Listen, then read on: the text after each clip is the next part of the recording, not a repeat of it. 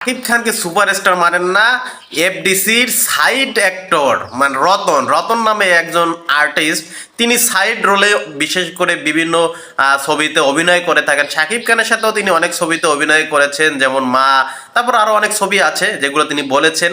তো শাকিব খানকে তিনি সুপারস্টার বলে মানেন না, কারণ শাকিব খান নাকি বছরে 2টা সিনেমা করে, তিনি 8-10টা সিনেমা করেন না, তাদের মতন আর্টিস্টদের সুযোগ দেন না, তাদের সাথে কাজ করেন না।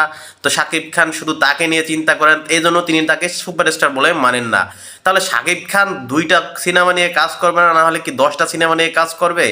তাহলে তো শাকিব খান তো অন্যদের মধ্যে কোনো পার্থক্য থাকলো না। কারণ এখনকার যে ছবিগুলো তৈরি হয় এফডিসি থেকে, বিভিন্ন শিল্পীরা যেগুলো তৈরি করে, এগুলো তো কেউ দেখেই না, মানে বিদ্যুৎ বিলই ওঠে না।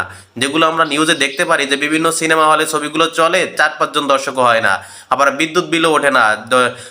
বাধ্য হয়ে সিনেমা মালিকরা তার ছবিগুলো নামিয়ে ফেলে। তো শাকিব খান যদি বেছে বেছে কাজ না করতো,